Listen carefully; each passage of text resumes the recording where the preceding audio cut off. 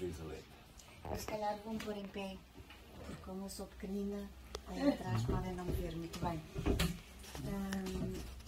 Enfim, na apresentação de Lisboa, eu tinha um texto escrito, que depois entreguei ao Luís e que vai sair no terceiro volume do aniversário da Semana.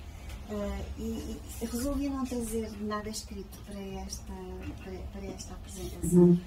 Começo por agradecer, claro como não, à Unicep, que me tem acolhido ao longo de 524 crónicas, e é muito curioso, e que volta a acolher-me neste momento, e é muito curioso que, de facto, este livro foi escrito durante 9 meses, em que durou a criação de um espetáculo de bailado na Serra d'Ossa, no Hotel Convento de São Paulo, com vários artistas para além dos bailarinos. Havia artistas plásticos, havia músicos, havia eu enquanto escritora, e durante esses 9 meses em que ficámos em residência artística, e se foi preparando uma coreografia e cada um ia criando dentro da sua área, mas também metíamos o nariz na área dos outros. Eu fui escrevendo isto, e quando o livro, quando a coreografia foi estreada lá no Hotel Convento de São Paulo, o livro foi lançado e foi apresentado pelo António Telmo lá na Serra d'Ossa. Mais tarde vim encontrar a Maria Antónia, a viúva do António Telmo, veio-me mostrar o exemplar sublinhado e comentado por ele. Foi uma emoção muito grande. Mas eu estou ainda na parte dos agradecimentos e fiquei aqui agora, demorei-me agora um bocadinho aqui a meio dos agradecimentos. E para explicar que é muito curioso que eu tenho uns 20 e tal livros, não sei, qualquer dia tenho que os contar bem, mas são 20 e tal livros. E é muito interessante que este livro, que tem 2 partes, não é? Este livro eu diria que tem 2 partes. Este talvez sejam 2 livros, num livro, mas não sei. Que foi editado pela Unicep e que agora seja o primeiro livro que eu apresento, o primeiro livro meu ou de qualquer, enfim, o primeiro livro que eu venho apresentar à Unicep. Há aqui de facto uma coincidência que nós não sabemos como é que acontece, e também não vale a pena estarmos aqui a matar a cabeça, mas que é interessante registar de qualquer modo. Tem sido um prazer escrever estas crónicas, porque comecei semanalmente, depois o trabalho e a vida foi acelerando e propus começar quinzenal, e agora é mensal. Não vou espaçar mais. O mensal está bem. Vai passar a diário, não é? Não, mensal está bem. E é realmente um prazer enorme escrever estas crónicas para leitores que eu não conheço. A maioria deles eu não conheço, mas é também interessante imaginar quem são esses leitores. Hoje estou a encontrar aqui alguns desses leitores que eu não conhecia. Quero agradecer também ao Rui ter-se lembrado desta crónica, que foi escrita quando o meu pai começou a ficar numa fase frágil da sua vida, e foi muito doloroso. É sempre muito doloroso quando os nossos pais fragilizam, e quando nós já não conseguimos vê-los nem como reis, nem como deuses, e já nem como pessoas que se sustentam nas pernas. É muito doloroso isso, e este livro que aqui está também parte dessa emoção, mas relativamente à mãe.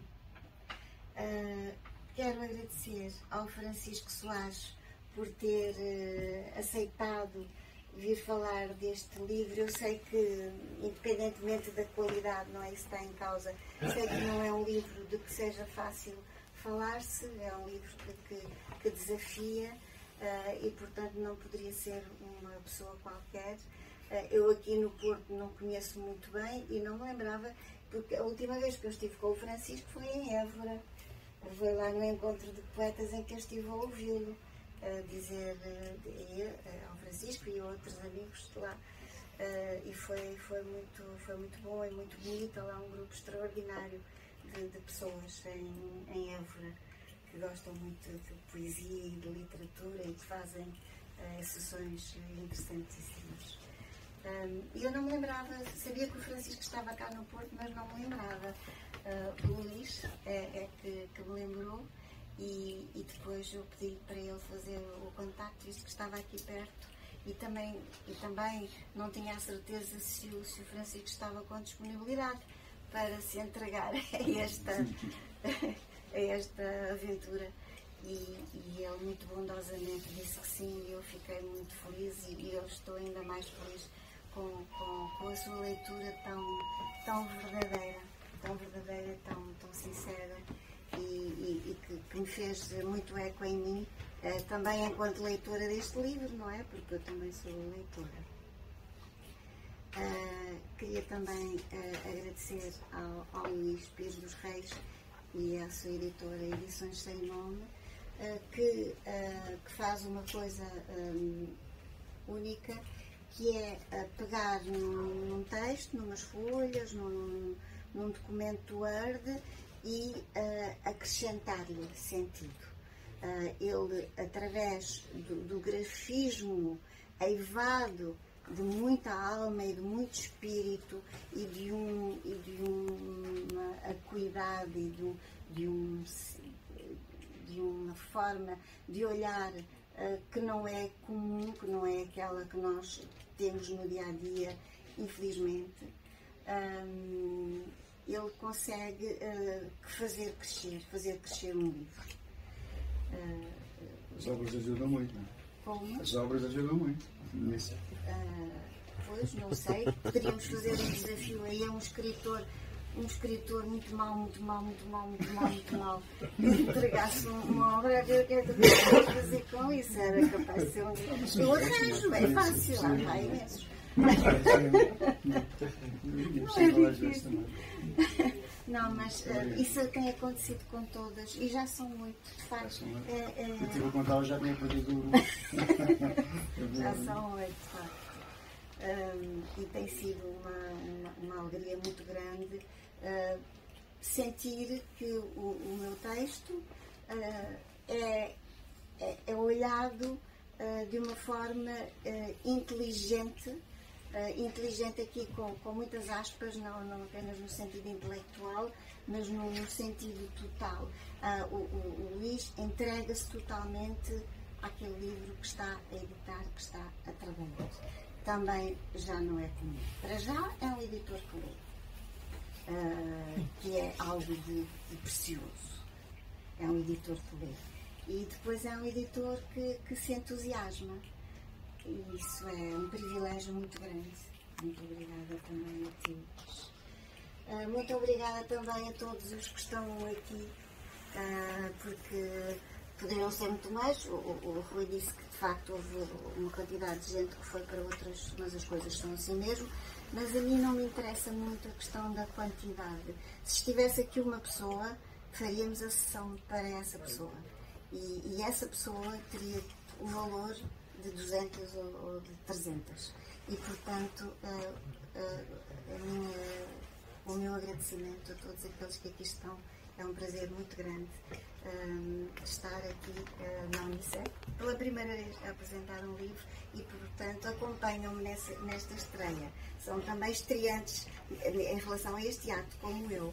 Muito obrigada à Ana, de quem me foi oferecido este livro dela, que ela fez e editou para oferecer à Unicef, para apoiar a Unicef nas suas atividades através.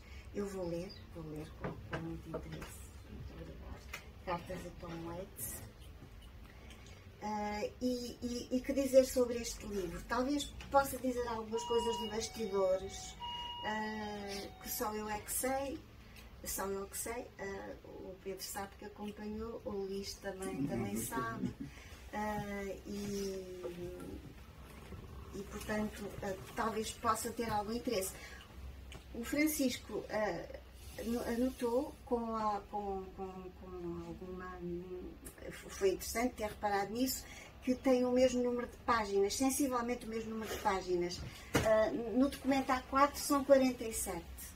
No documento A4 eram 47, aqui são 58, 57, 58, porque há sempre depois uma decalagem. E eu vou contar-vos esta história, que, correndo o risco de que digam, olha, afinal ela é um pouco louca. Mas como eu vou contar sem nenhum juízo de valor, vou apenas relatar factos, depois fica com cada um a interpretação dos factos. Eu comecei este livro, que eu não sabia ainda que era um livro, por esta parte. Nesta parte, o que se passa aqui são as conversas de uma filha com uma mãe que se esqueceu das palavras, que perdeu as palavras. E o Luís, sabendo que a minha mãe estava já numa fase bastante adiantada da sua vida e que já estava com uma fragilidade muito grande, gostava muito, ele verbalizou isso, ele verbalizou aquilo que eu não verbalizei, ele verbalizou por mim. Gostava muito que o livro saísse ainda em vida dela. E então apressou-se um pouco no trabalho, já não foi possível. No entanto, ela partiu no dia 3 de junho e o livro depois foi apresentado em setembro. Mas há muito mais vida para além da vida que a gente vê e, portanto, eu acho que este livro, de facto, surgiria sempre. Há uma série de almas partidas, não é? Sim, em vida dela, sim. Mais sentido. Portanto, ela tinha 20 anos aqui, nesta foto. Embora não seja portanto, isto não é uma história biográfica dela. São, de facto, as conversas perplexas entre uma filha e uma mãe. Entre uma filha a ver se calhar ao espelho também, não é? E depois a outra parte do livro. E a outra parte do livro são as conversas de uma mãe com os filhos que não chegaram a nascer. Filhos que chegaram aos 3 meses de gestação, aos 6 meses de gestação, embora um deles tenha nascido e morrido prematuramente, e outras crianças da família e do meu entorno que eu conheci que morreram muito prematuramente, ou crianças ainda, ou adolescentes, jovens, que faziam parte da constelação da minha, ao longo de todos estes anos. Nomeadamente, essas crianças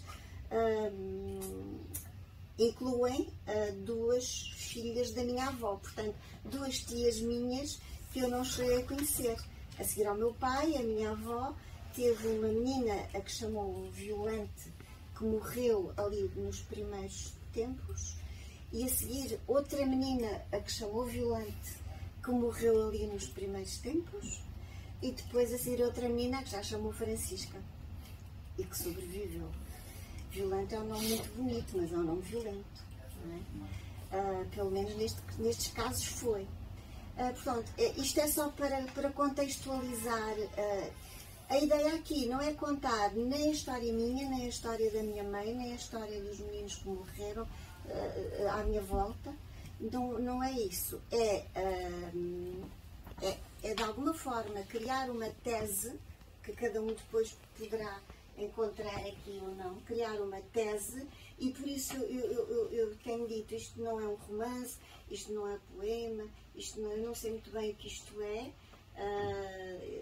não é conto, e então chamei a isto um ensaio biográfico. Um ensaio sem preocupações de rigor, do rigor que normalmente têm os ensaios, e uma biografia sem preocupação também de estar a contar a história da vida de alguém. E portanto, eu comecei com esta parte, em que me surgiu um texto, que foi este. Este foi o primeiro texto que me saltou das mãos para o computador. E eu ainda não sabia o que isto era. E vou ler só um bocadinho. Eu sei que depois vai ler, Rui. Não, eu tenho muito prazer. É um agradecimento que eu faço. Mas queria ler só aqui este bocadinho para perceberem como é que este livro começou. Isto escreveu-se apesar de mim, saiu. Tão radical é esta experiência de se andar pelo mundo ainda antes da primeira respiração, tão surpreendentemente comovedora e arriscada, mesmo a das vidas que parecem tranquilas, que outra coisa não deveríamos fazer no mundo para além da gentileza para com o outro. Porque a sua passagem é como um raio e cada cintilação sua deveria ser celebrada e a sua partida ritualizada. Não compreendo como nos é suportável o existir, como podemos permitir o vir e como caminhamos destemidos à beira do precipício, sempre à beira do precipício, como se não houvesse o abismo que nos habita. Habituámo-nos ao extraordinário e damos-lhe vestimenta de cotidiano. Tratámo-lo como um animal doméstico quando estamos nos dias bons. Nos outros, cuspimos-lhe em cima. E já não sabemos olhar com compaixão o irmão, recordando-nos de que vai morrer um dia e que esse momento é um tremendo rito de passagem. Todos os dias deveríamos estender-lhe flores sob os passos pela coragem de ter vindo ao encontro do maior dos medos. Ao invés, estendemos os pés, passamos-lhe rasteiras para que caia e deixámo-lo ali ao comprido na estrada para que não nos ultrapasse nesta corrida que esquecemos ser para o infinito, o poço infindo de silenciosos suspiros, o grande mistério onde chegaremos todos ao mesmo tempo e a sós, sempre antecipadamente atrasados. Desde muito pequena que tenho o sentimento de algures em algum momento ter arriscado algo de muito grave, irreversível e potencialmente aterrador, profundamente perturbador, de imprevisíveis consequências. Não sabia na altura dizê-lo assim, mas era exatamente desse modo que o sentia. O passo que se deu sem pensar, precipitadamente e sem retorno, como na carta O Louco do Tarot. Pensamentos relâmpago, mas, enfim, eu não vou continuar. Rui, eu não sei se tu tinhas pensado ler esta passagem, mas se tiver, eu acho que é interessante que leias, porque é sempre bom ver diferentes leituras de uma mesma passagem. Quando estive a ler, eu preferia continuar a escrever. Não, mas eu agora já vou parar. Era só para mostrar como é que nasceu este livro, que nasceu com esta página, que eu não sabia o que era, e depois foi continuando. Porquê? Porque, no fundo, eu via a minha mãe a ficar cada vez mais frágil e sentia a importância deste momento. E não sabia como é que eu poderia marcar, em termos de cerimonial de vida e de cerimonial de estar e de cerimonial de relação e de cerimonial de gratidão, este momento tão importante da vida dela e da minha vida, que era a despedida do ser que me pôs aqui. São momentos que não têm nada de banal, que são exatamente o oposto disso. E eu estava às voltas com isso. Como é que eu, em cada minuto da minha vida, vou marcar este milagre, esta cerimónia tão marcante que é um ser a despedir-se da respiração ao fim de 90 e tal anos a respirar, e como é que outro ser que veio desse ser pode marcar isso de forma a que fiquemos ambas carimbadas da forma mais positiva possível por isso, ou pelo menos da forma mais a palavra, pronto, vou continuar, vou avançar. Eu sei que a Maria passou por isso recentemente.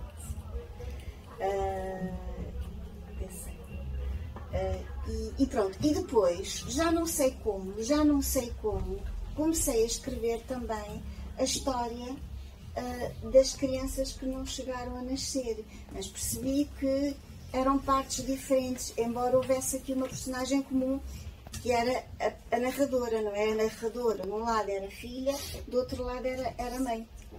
Eu acho que inédito isso, porque ninguém fala antigamente perdia-se muito mais filhos. Eu não pertenço a essa geração, mas sei que isso aconteceu. E nunca mais se fala nisso. Ai, tive essa situação. Nunca mais. É a primeira vez que eu ouço falar disto. A minha vontade era dar nomes a essas crianças que não chegaram a ter nome. Portanto, e é isso que eu faço aqui. É dar-lhes um nome. E que vou buscar às estrelas. E, portanto, elas passam a ter o nome que não tinham. Então, havia um texto que está aqui do lado das crianças, que é um texto de reflexão, que eu não sabia de que lado o livro já estava relativamente adiantado, mas eu não sabia se estava terminado ou não. Eu ia escrevendo tranquilamente, sem pressa, porque não havia pressa. Isto tinha que ser feito com consciência, não tanto racional, mas com consciência, com verdade interior. E, portanto, não queria terminar de repente. E não sabia se o livro estava terminado ou não. E tinha ali aquele texto que não sabia para que lado é que havia de ir. E um dia, no dia 18 de janeiro de 2024, 2025, porque foi este ano, 2024, eu sento-me ao computador e percebi que o texto ia para o lado das crianças, e que o livro ficava concluído. E por curiosidade fui ver quantas páginas tinha essa parte, e tinha 47 páginas. E depois por curiosidade fui ver quantas páginas tinha esta parte, e tinha 46. E eu pensei assim, olha que engraçado, por uma página não tem o mesmo número. E depois fui ler e percebi que me tinha esquecido de fazer uma separação de página. Portanto, tinham as duas partes, rigorosamente 47 páginas. Que dia era este? Era o dia de aniversário do meu filho mais velho, que tinha falecido em 1990 e que faria nesse dia 47 anos. Fiquei sem palavras, mas foi absolutamente especial. Foi, pronto, não há palavras para isso. A grande cética que eu sou, porque tenho um lado muito cético que me vem do meu avô ateu, comunista, que eu acho que é o cristão mais cristão que eu alguma vez conheci, mas que dizia que era ateu. E veio-me um grande ceticismo em termos religiosos desse meu avô. Portanto, há um lado meu veio dali, e não tive educação religiosa, mas caíram quilos de ceticismo nesse dia. Caíram quilos. E pronto, e não faço nada com isso, mas de qualquer modo senti que era uma coisa para partilhar, e depois cada um fará o que quiser ou não fará nada, mas o que aconteceu. Aliás, não, isso foi outro caso. Agora, era possível ajudar-me aqui numa luta que eu estou aqui a ter com o título do livro. Porquê esta escolha? E se tem, parece-me, pelo que eu tenho estado a ouvir, que não consigo associá-lo ao conteúdo, à história. Sim, razão. E está assim. Tem um título e depois tem dois subtítulos, não é? Portanto, sim. O título geral é Painéis Solares. Pois. E depois, de um lado, é Quando a Gente Veio para o Egito, e do outro lado, o Livro da Vida das Crianças Mortas. Uhum. E o que está a fazer confusão é o Painéis Solares. Pois, exatamente. Porque, confusão no sentido que eu estava a tentar perceber porque a escolha deste título. Este foi o último título. Os outros dois apareceram logo. Os dois títulos para as duas partes. Este título foi o último, primeiro porque eu precisava de ter um título que unificasse o livro, não é? Um título que viesse em cada uma das partes. Elas iam ter títulos diferentes. E depois o que eu senti foi, há aqui muita dor, há aqui muito escuro, mas o que eu quero é que haja chispas de luz Energia.